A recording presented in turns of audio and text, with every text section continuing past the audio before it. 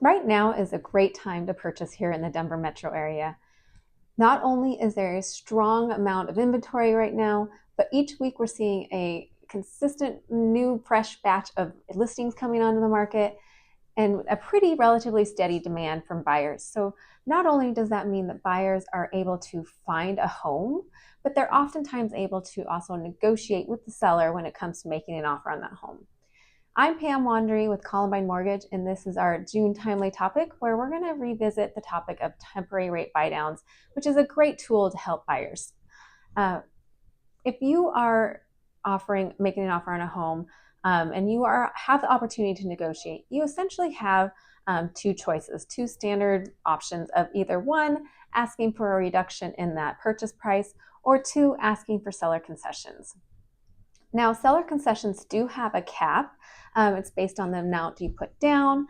And so the seller concessions also must only be used to cover closing costs. They cannot go towards that down payment amount. Now, as we know, a lot of times those amounts can be quite large that you can ask for.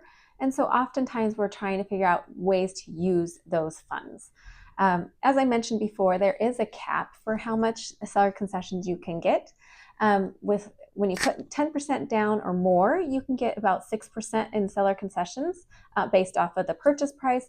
But if you put less than 10% down, you are capped at 3% down, or 3% in seller concessions. So those amounts are kind of a guide rule that we have to go by. And then, like I said, they have to be, or can only be used towards closing costs.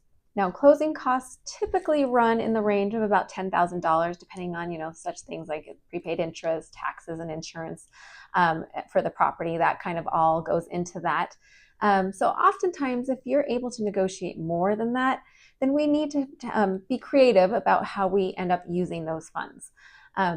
One of the options we have, of course, is this temporary rate buydown. There are also permanent rate buydowns, which we'll talk a little bit about as well.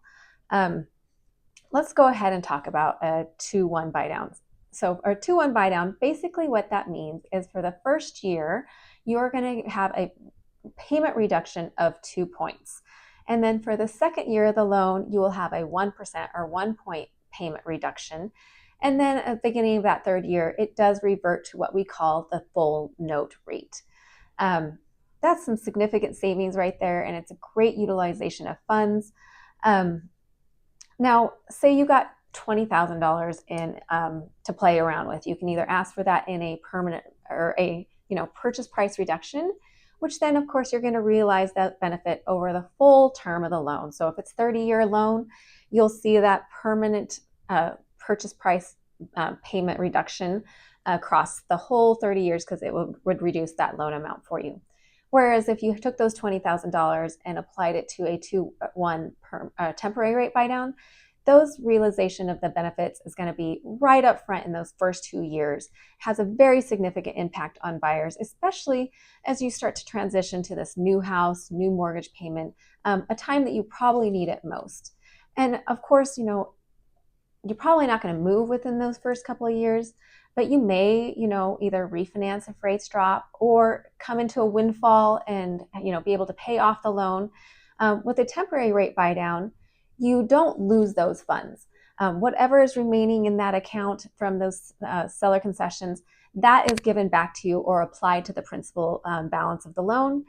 Whereas with a permanent rate buydown, you do not recoup those funds. They essentially are placed in, there is a payback period where you would recoup those funds. And if you refinance or, pay it off or something before that break-even point is what we call it, you do essentially lose whatever is left of those funds. They do not come back to you.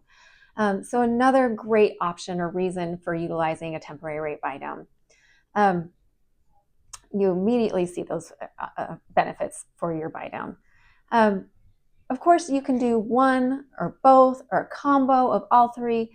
That's quite a bit to ask or negotiate with a seller for, but it can and has been done.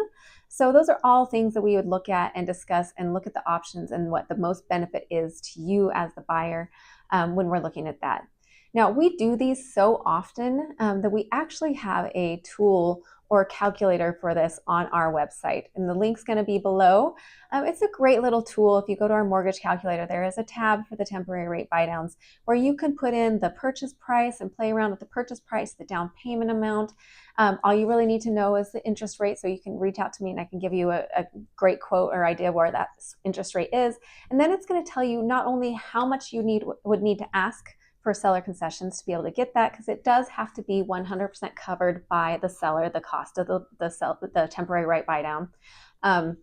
It can't be half or partial. It has to be the full amount of the cost. And it would also show you the monthly savings, which is the exciting part, to see how much that would really save you month to month for those first 1, 2, or even sometimes 3 years of the loan, depending on which temporary rate buydown you use.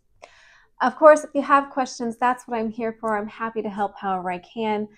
Don't hesitate to reach out, and I will see you next month. Have a good one.